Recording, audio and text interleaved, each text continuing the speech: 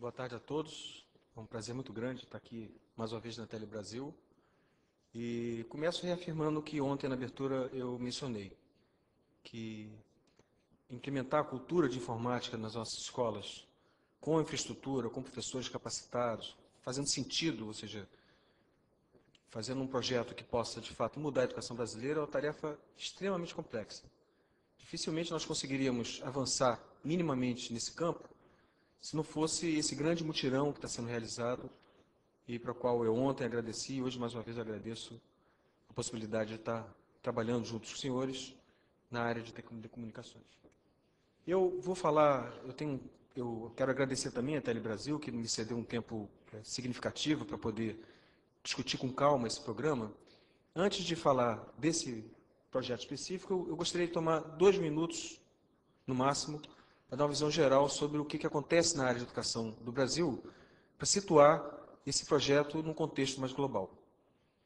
Nós temos hoje no Ministério da Educação uma noção de que a educação só poderá dar um passo com, primeiro, um forte regime de colaboração de todos os atores, portanto, essa colaboração que nós estamos buscando e trabalhando, ela expressa um pensamento mais geral do ministro da Educação, do Ministério como um todo, e isso se expressa no pacto federativo entre o governo federal e os governos estaduais e municipais. Então, nós estamos trabalhando muito intensamente com as secretarias estaduais e municipais, e esse é um lado da equação. A tarefa é muito grande, junto com as universidades, junto com parceiros da iniciativa privada, é uma tarefa muito grande para a qual nós necessitamos, então, sem dúvida nenhuma, desse regime de colaboração fundamental. Um outro aspecto fundamental também, pensando na questão da educação, é não pensar em um problema específico, mas tentar ter uma visão sistêmica do processo. Muitas pessoas dizem que o problema da educação brasileira, o problema das nossas escolas é a questão de salário. É verdade, salário é fundamental, o problema da carreira é fundamental. Mas apenas isso não resolve, nós temos sistemas que têm carreiras e salários bons, no entanto, não são suficientemente bons. Tem uma defasagem muito grande.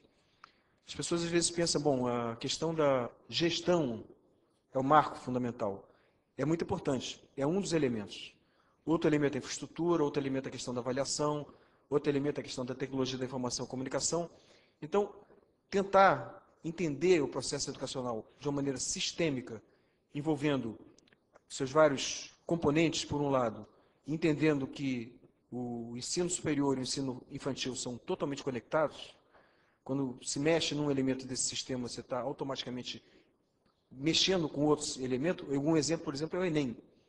Quando nós mexemos no Enem, quando nós criamos agora esse Enem que está sendo divulgado, muitos pensaram que nós fizemos isso muito pensando na questão do ingresso na universidade. É verdade. Vai ser bom ter um sistema único de ingresso, isso vai favorecer talvez um processo mais adequado. Mas a pedra fundamental que nos levou a trabalhar o Enem foi o ensino médio. O ensino médio está entupido de conteúdos, ele está com sim, aquele conteúdo que o aluno não consegue percorrer 12 disciplinas no tempo do ensino médio e acaba decorando boa parte do que aprende e não tem nenhum resultado prático na vida profissional. Então, o Enem ele traz esse aliento de conseguir mexer no ensino médio, conseguir tirar um pouco desses conteúdos, fazer uma dinâmica trabalhada com todos os estados e municípios. Mesma coisa quando se pensa no planejamento do ensino superior, tem que se pensar no planejamento das escolas técnicas, e nós estamos dobrando as escolas técnicas federais, nós estamos com acordo com o Senai e Senac, que tem um conjunto de aspectos, mas pensar no aluno do ensino médio com essas possibilidades diversas, não adianta pensar em ampliar a ingresso na universidade, mas é necessário também, evidentemente, ampliar a questão da escola técnica.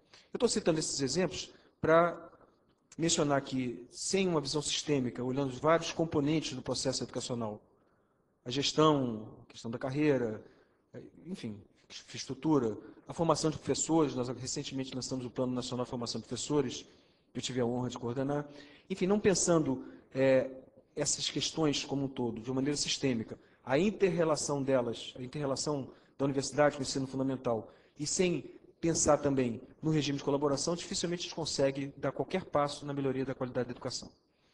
O nosso programa de informática da educação, ele segue esse princípio, ele trabalha buscando todas as parcerias possíveis, buscando o regime de colaboração, e eu vou tentar, de alguma maneira, mostrar isso para os senhores.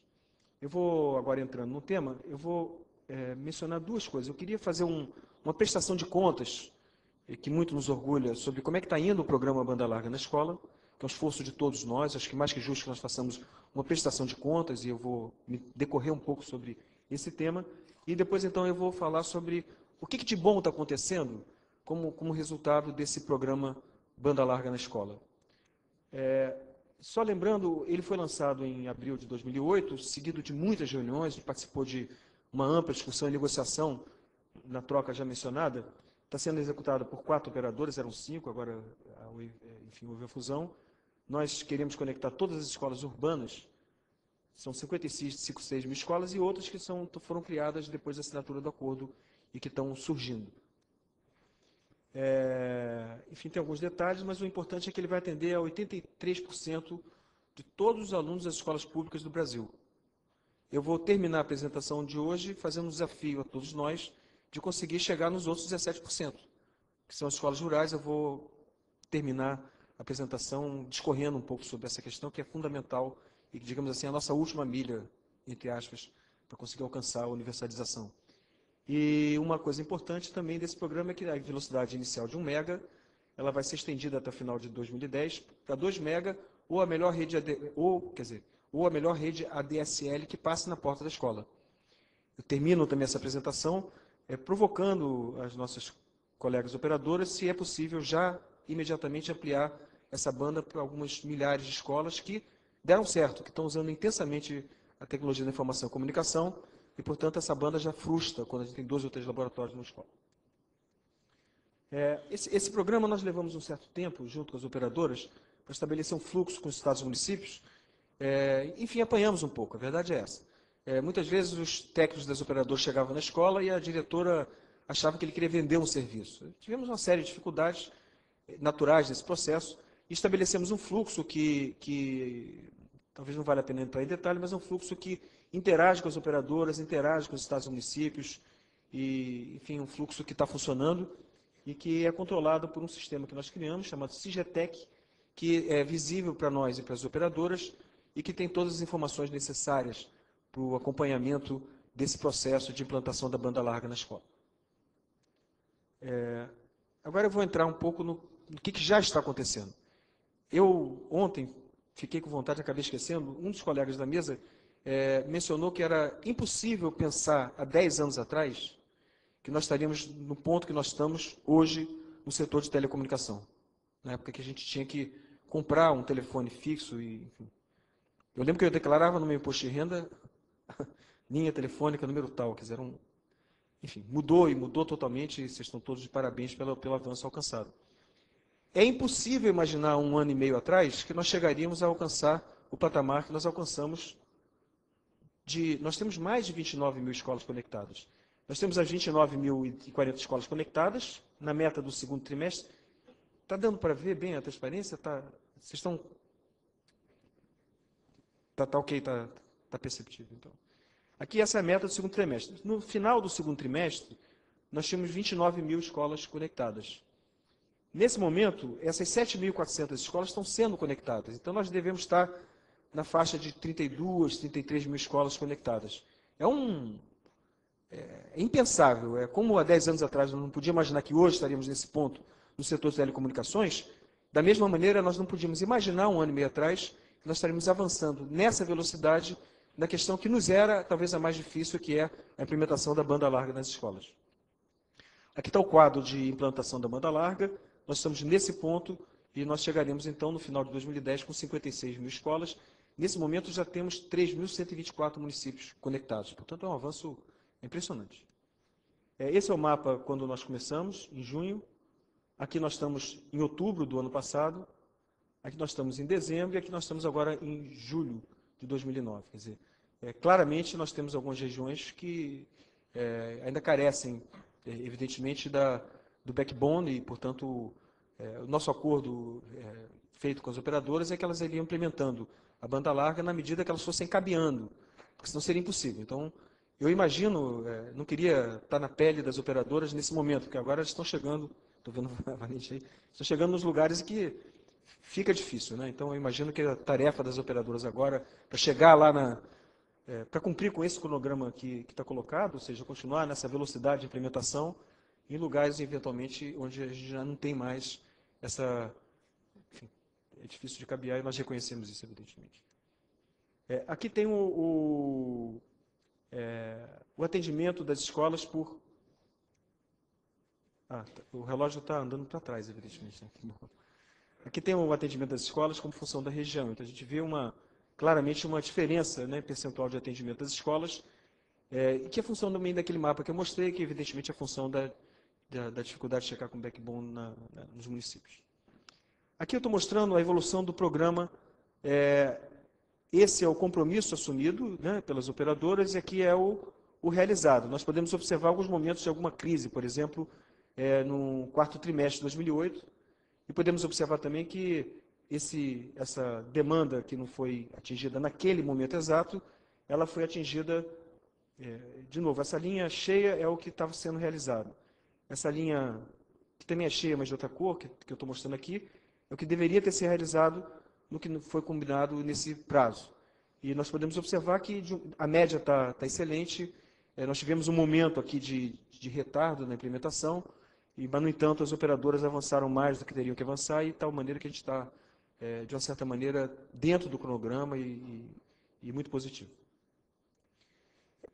Uma tarefa importante nesse processo é o acompanhamento.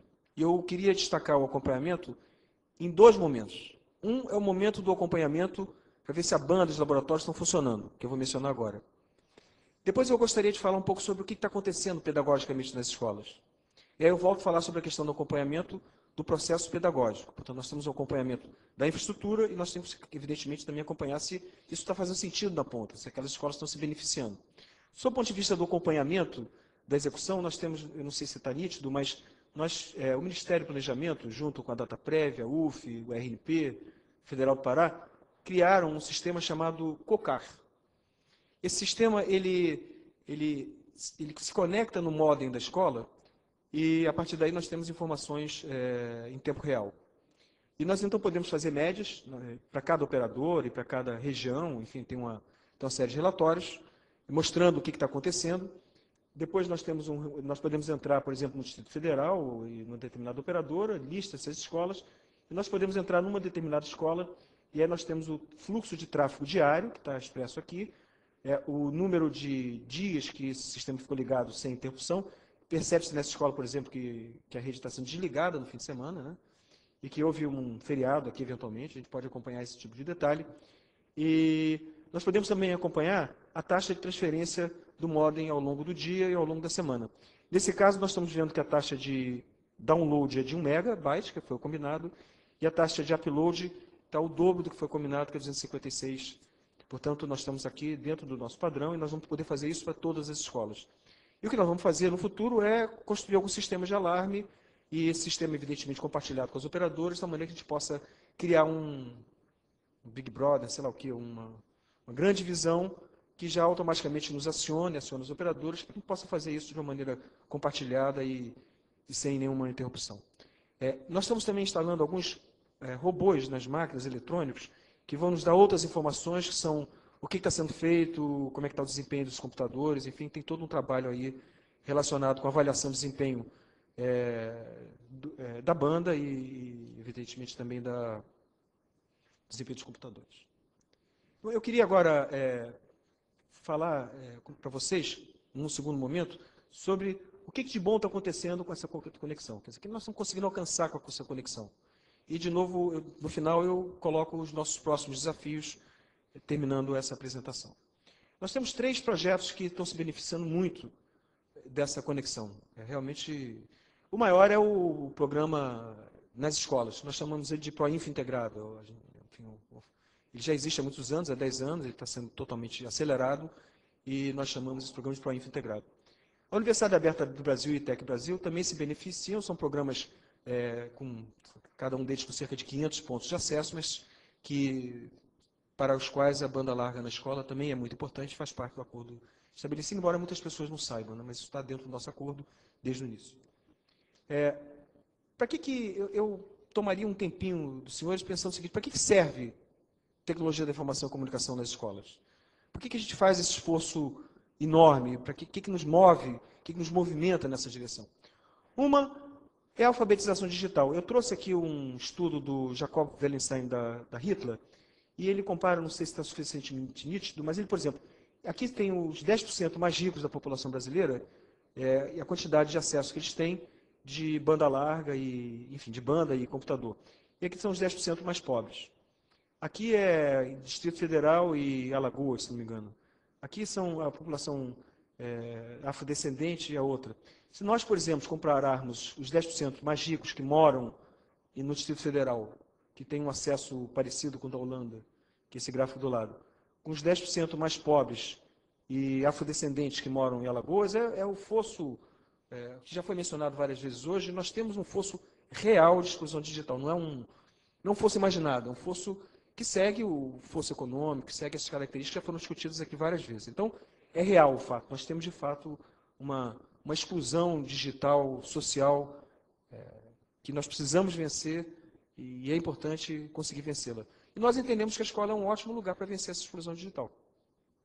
Nós achamos que um dos papéis que nós temos, levando a banda larga, os laboratórios de informática para as escolas, é exatamente fazer com que esses alunos se acostumem desde cedo, não apenas à sua inclusão digital, mas a utilizar cotidianamente esses laboratórios. E isso, pelo menos, vai criar uma geração para frente que vai estar totalmente atendida na medida que nós vamos estar com todas as escolas, com banda larga e laboratórios de informática. Então, esse é o primeiro ponto importante. Um outro ponto importante é dinamizar o processo de ensino-aprendizagem. Fazer a escola mais divertida, fazer a escola, fazer uma pedagogia de projeto nas escolas. Em vez do aluno ficar lá passivamente na base do cuspigis, o professor ditando conteúdos, fazer com que o aluno entre, faça um projeto, desenvolva um conhecimento, enfim, desenvolver estratégias pedagógicas, não só para desenvolver a autonomia do estudante, para uma pedagogia de projeto, mas também levar para dentro da sala de aula conteúdos digitais para fazer a aula de sala de aula ficar mais interessante. Quer dizer, dinamizar a sala do professor, por um lado, e levar o aluno ao laboratório para que ele possa fazer uma pedagogia de projeto, se desenvolver de uma maneira mais autônoma. Bom, para atingir esses objetivos, que são os principais, é claro que tem alguns outros objetivos incorporados, nós desenvolvemos a estratégia de pensar em 3 componentes. O componente de infraestrutura, o componente de capacitação e o componente de conteúdos e comunidades virtuais. Nós separamos só para... Essas coisas são conectadas, mas só para achar uma maneira de administrar esse processo, nós fizemos isso. Na questão da infraestrutura, além da banda larga, aqui está o mapa do número de escolas que está sendo atendido no Brasil. Em 2006, nós tínhamos... Em 2005, tínhamos 5.000 escolas. Em 2006, aumentou um pouco. E em 2007, nós alcançamos 25.000 escolas. Eu coloquei 2008 e 2009, que essas são as aquisições de laboratórios que nós fizemos, portanto, elas estão sendo instaladas nesse período, e aqui a aquisição, nós estamos agora fazendo a licitação para esses laboratórios, portanto, nós vamos chegar, no final do ano que vem, em 85.000 escolas, o que vai chegar a aproximadamente 93%, 94% da população escolar brasileira. Em escolas, nem todas com banda larga, porque parte dessas escolas são rurais, e aí entra o nosso desafio para frente. Esse laboratório sofreu evoluções, nós nesse momento estamos adquirindo laboratórios com 15 terminais e 8 computadores, cada um deles com possibilidade de 3 conexões, de tal maneira que se algum quebrar, retira-se o... enfim, conecta com 5 computadores e o laboratório funcionaria, na verdade são 7 mais o servidor.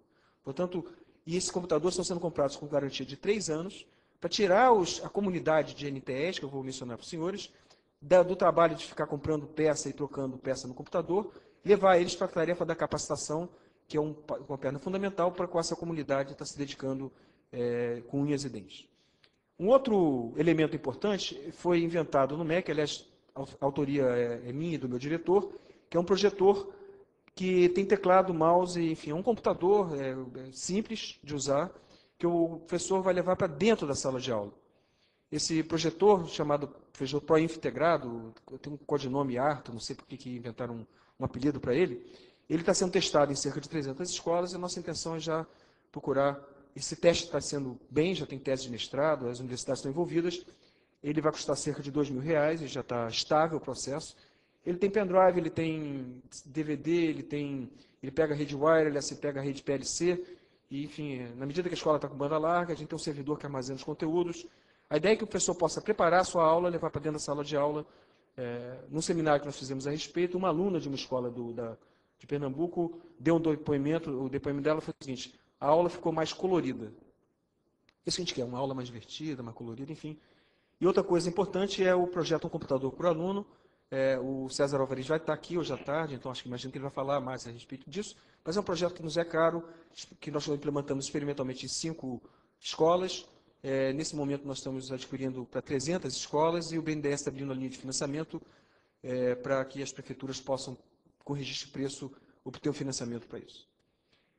Não adianta nada, mas nada mesmo, fazer esse esforço sem pensar na questão da capacitação. Ontem a gente estava jantando numa mesa e um colega mencionou isso e tem toda a razão, não adianta. Então, nós estamos num esforço grande, fazendo um programa de capacitação de lideranças no curso de especialização. Aqui está o número de alunos nesse curso, chama-se Mídias na Educação, que envolve 16 universidades, acho que 20 já.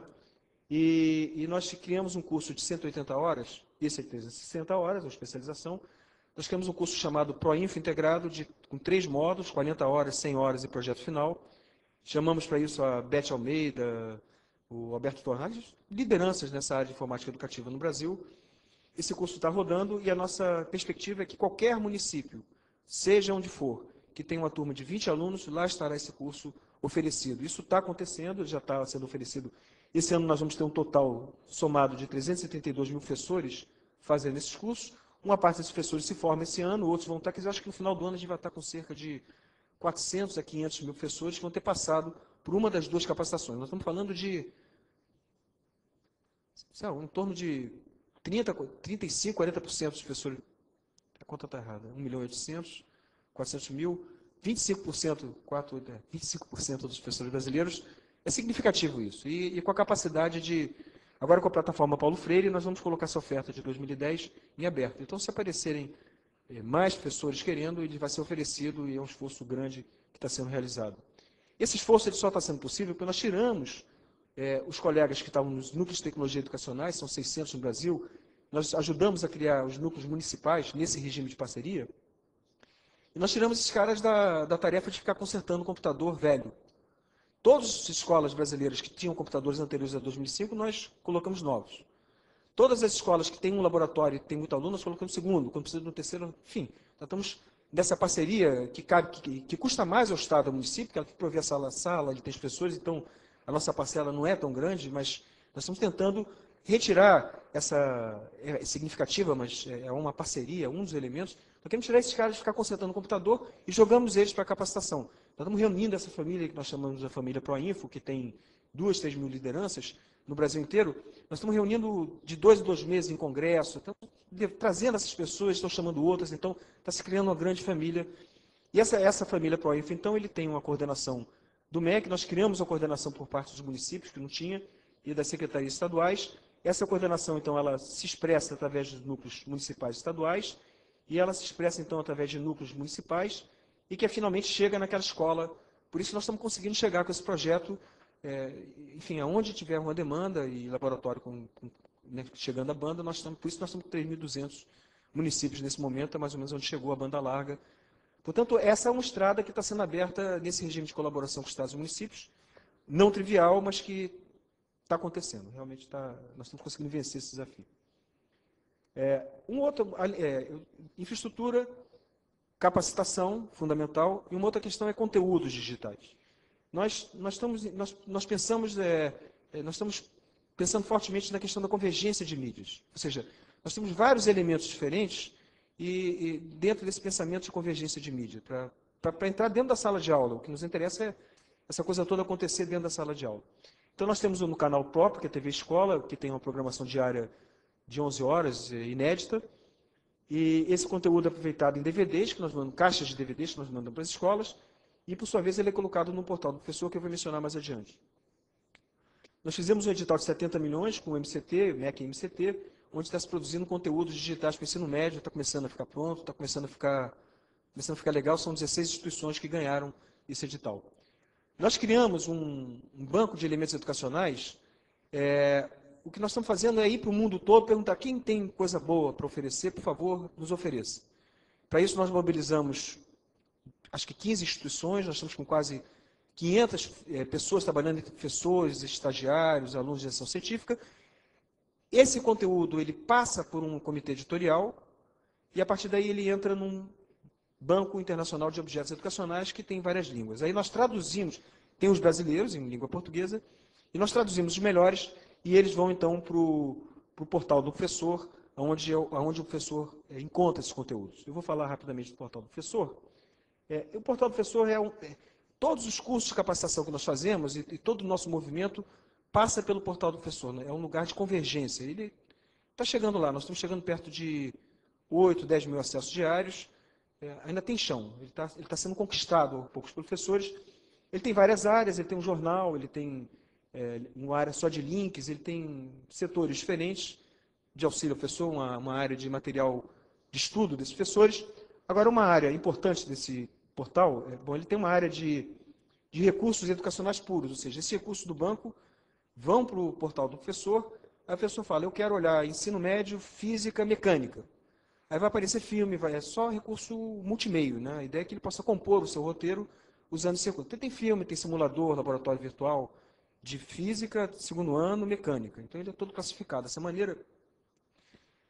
Mas ele tem uma outra coisa que nós chamamos de espaço da aula, onde esses recursos educacionais foram colocados como roteiros, e nós estamos agora com os colégios de aplicação, por exemplo, construindo cursos inteiros, e esse edital de conteúdos vai construir cursos inteiros também, ou roteiros construídos por essas universidades ou professores que submetem a apreciação editorial. Então, ele entra na área de, por exemplo, uma área de roteiros, e a partir daí ele pode descer um roteiro sobre, por exemplo, a vinda da família imperial ao Brasil com filme. Né? O professor vai dar aquela aula, ele baixa aquele negócio e tem lá um conteúdo, ele pode querer baixar um conteúdo. No futuro nós vamos ter o curso de mecânica inteiro, por exemplo. Além disso, nós construímos um aplicativo que o professor, aqui não sei se está claro o suficiente, mas aqui o professor, ele entra no seu espaço, ele tem um editor onde ele constrói o seu roteiro. Então ele vai digitando algumas coisas que ele queira fazer, o editor de texto, e vai inserindo do banco de conteúdos educacionais e construindo o seu roteiro. Ele publica no seu próprio, tem um espaço dele, onde ele vai poder guardar esses roteiros, ou ele pode submeter esse roteiro à publicação, passa para o comitê editorial, enfim. A ideia é que a gente faça um espaço que vai se construindo, né? Uma perspectiva de trabalho de comunidades virtuais para a gente poder construir um acervo razoável. Além disso, nós temos um conjunto de ferramentas de interação e comunicação, enfim, que jogam eles no espaço de comunidades virtuais. E não é trivial manter comunidades virtuais. Se nós temos na Telefônica uma boa comunidade de meio ambiente, por que nós não vamos remeter e fazer uma colaboração com a Telefônica para que eles utilizem a comunidade virtual de meio ambiente? Por que a gente não vai, na Fundação IOSP, por exemplo, utilizar, num processo de colaboração, a comunidade virtual de arte?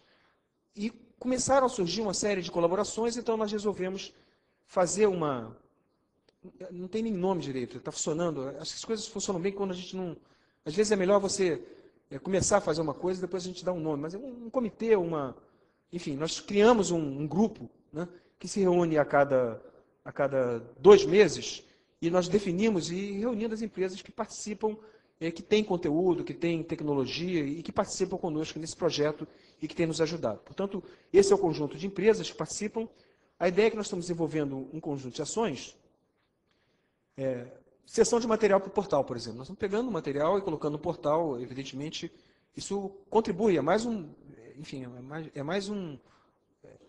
é bom, né? A gente tem mais conteúdo dessa parceria e isso é bom para o professor. Uma coisa muito importante dessa associação com as empresas é que nós estamos conseguindo, como eu já mencionei, manter fóruns e comunidades virtuais de alto padrão, evidentemente sem despender recurso físico e recurso pessoal. É difícil você fazer uma ação para fazer, administrar e ver que ela está bem feita, não é uma coisa trivial. Então, por exemplo, eu citei a Fundação IOSP com a comunidade na área de artes, a Telefônica tem uma boa comunidade na área de meio ambiente, Intique na educação, Oi Futuro e Bradesco, enfim, a gente está fazendo essas parcerias, está sendo muito bom fazer essas parcerias e se outros quiserem aqui presentes fazer esse tipo de parceria, manter comunidades virtuais conectadas com esse portal, é excelente. Outra ação que nós estamos fazendo é procurando entender quais são os avanços que nós temos na área de tecnologia vinculada à educação, e esse grupo também está nos provendo esses meios e nos ajudando. Nós temos um grupo no MEC que trabalha com com prospecção de tecnologia para a educação, um grupo de umas 8 pessoas, e conectados com esses grupos das operadoras e de outras empresas, evidentemente que isso é ótimo para a gente. E uma coisa que nós começamos a fazer, que solicitamos esse grupo que fizesse, é uma avaliação do processo pedagógico, ou seja, será que essa história toda funciona? Será que isso está dando certo nas escolas? Nós precisamos de um olhar externo. Então, esse grupo agora se articulou e está fazendo um processo de avaliação externa e para nos ajudar, um processo colaborativo. Nós queremos saber se esse conjunto de ações funciona, se ele funciona parcialmente, se ele funciona muito bem, e nós achamos que essa é uma tarefa importante para esse grupo que eu mencionei, que já está composto por um conjunto grande de... Além que nós temos tido acesso a alguns softwares e outras parcerias interessantes. Eu vou falar rapidamente da Universidade Aberta do Brasil e ITEC Brasil. A Universidade Aberta do Brasil, como deve ser do conhecimento dos senhores, é um consórcio envolvendo, nesse momento, 74 universidades federais, estaduais e institutos federais de educação. Nós estamos agora com esses polos espalhados pelo Brasil, 140 mil alunos, nós vamos chegar a quase 500, 600 mil alunos em 850 polos, e ele é um dos braços que sustenta o Plano Nacional de Formação de Professores, que recém-lançado, junto com a plataforma Paulo Freire, em que todos os professores brasileiros vão entrar, acho que esse ano nós vamos ter, essa próxima oferta, quase 600 mil vagas, 110 mil vagas para cursos superiores em 90 instituições, presenciais à distância, e, enfim, é um outro projeto. A UAB vai ser a casa do professor, onde ele vai poder fazer, principalmente a sua formação. Ele se dedica à formação inicial e continuada de professores, e gestão pública são os dois alvos principais.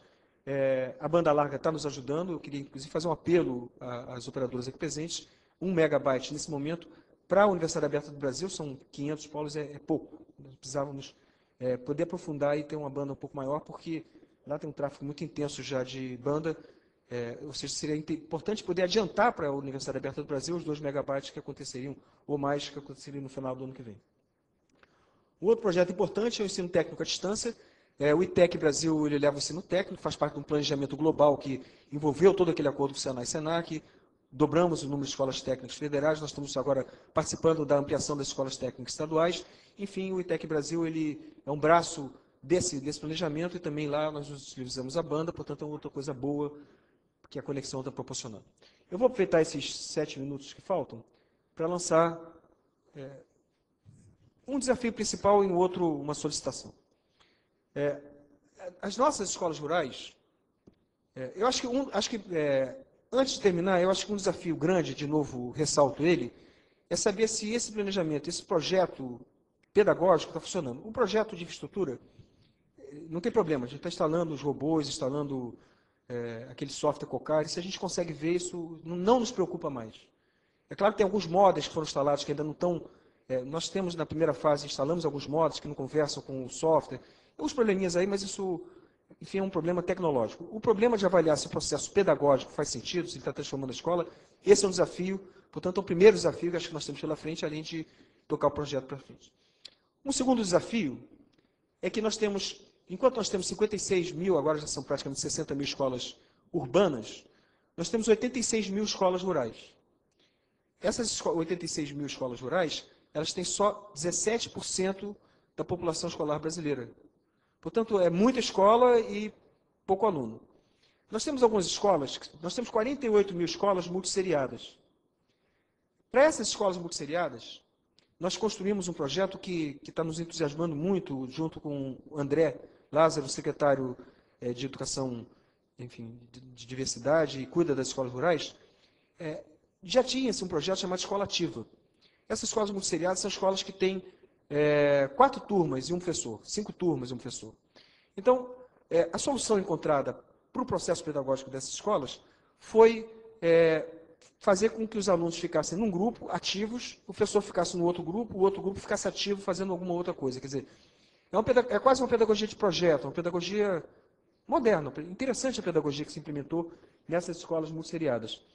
Nós fizemos o seguinte, nós pegamos essa pedagogia e casamos com a pedagogia da tecnologia de informação e comunicação. Tem tudo totalmente, absolutamente, completamente a ver. O nosso propósito com o ProInfo é exatamente esse, é fazer com que o aluno conquiste o seu conhecimento, que seja autônomo no seu processo de ensino-aprendizagem. Só que tem uma coisa muito legal, que essas escolas têm 20 alunos, e nós estamos mandando um laboratório com 5 máquinas. O urbano são 15 máquinas, E se precisar de mais, se tiver uma escola de 40, 50 alunos, nós mandamos 2 laboratórios. Na urbana, se tem mais de 200 alunos, enfim, nós estamos mandando os laboratórios necessários. Significa que, se a escola tem 20 alunos e 5 máquinas, ela vai ter um tempo razoavelmente grande, um aluno ou 2 usando, imerso nesse processo de utilização intensiva de tecnologia da informação e comunicação no processo de ensino-aprendizagem. E nós estamos refazendo todo o material de escola ativa. Só tem um pequeno problema, né? Tem um problema sério. Falta banda. Ou seja, esse projeto só faz sentido, de fato, com banda. Portanto, o problema da banda larga nas escolas rurais... Agora, imagina o que é na vida de uma criança isolada. Eu tenho visitado algumas dessas escolas. Tá? Lá no fim do mundo, às vezes, enfim, em lugares que a gente não pode nem imaginar. Imagina, são poucas crianças, são 20, 30, 40 crianças, mas isoladas do mundo. Então, essas crianças elas vão se conectar num processo pedagógico dirigido para elas, e isso vai fazer uma grande diferença. Então, embora sejam 17% da população escolar, o efeito, eu acho que vai ter nessas crianças vai ser muito grande. E, além disso, a gente está pensando em abrir, o César vai estar aqui hoje no final da tarde, nós estamos pensando em eventualmente abrir isso como lan house de noite, no fim de semana, para a comunidade, que também é um avanço muito grande, que esses lugares não têm acesso ao computador. Então, a questão da banda larga nas escolas rurais é uma questão, enfim, que nós trouxemos aqui como provocação. Não sei como é que nós vamos vencer, eu tenho certeza que vamos vencer juntos, né? A gente tem que pensar, o Valente e outros colegas dos operadores, acho que é importante pensar nisso. O ministro Hélio Costa, e eu queria destacar, nesse processo de banda larga, não é nem parceria, é mais que parceria, a irmandade que se estabeleceu, primeiro com o Gabinete Civil, o André vai estar aqui hoje à tarde, o Gabinete Civil foi fundamental e ainda quem participou do processo sabe disso, o ministro Dilma, o Gabinete Civil, eles participaram, foram fundamentais na construção desse processo, e o Ministério das Comunicações, que tem tido um papel, uma colaboração realmente destacada nesse processo. A relação nossa, enfim, não tem palavras para agradecer a colaboração que está se estabelecendo no governo, com o Ministério do Planejamento também, com o Ministério da Comunicação e com o Ministério, com o Gabinete Civil. O ministro Hélio Costa, ele soltou uma portaria instituindo o Programa Nacional de Telecomunicação Rural, e que tem, enfim, tem uma série de... Eu não coloquei a portaria inteira, mas ele já lançou o desafio, né, que é atendimento de forma gratuita para usuários em todas as escolas públicas, situados na área de prestação, etc. Então, nós estamos, enfim, e eu acho que vai ser um bem enorme para esse país. Realmente vai ser muito importante. O último tópico que eu queria falar, encerrando, é uma solicitação. Nós temos já algumas milhares de escolas que tinham um laboratório, funcionou, chegou banda larga, colocaram um segundo laboratório, estão colocando um terceiro. Nós só colocamos um segundo laboratório numa escola quando ela é utilizada. A gente faz um teste, não. Se o pessoal está usando de fato, vamos botar mais um laboratório. Então, nós já temos situações de escolas que a banda de 1 megabyte, de 1 mega de descida e 256 tem sido 500 de subida, está pouca. E nós colocamos aqui como consideração a possibilidade de a gente puxar, não em todas as escolas, mas para uma lista específica de escolas, a possibilidade de puxar para 2 mega antes do final de 2010, como está sendo feito no acordo. Isso é uma ideia, né, que eu gostaria que fosse desenvolvida. E é isso, eu queria agradecer demais, eu muito feliz de estar aqui e, de novo, ressaltar a nossa felicidade de ver. Já é a segunda vez que eu venho na Telebrasil, já me sinto parte desse povo e feliz de ver que a gente está juntos, né, vencendo o desafio em prol da educação. Muito obrigado a todos.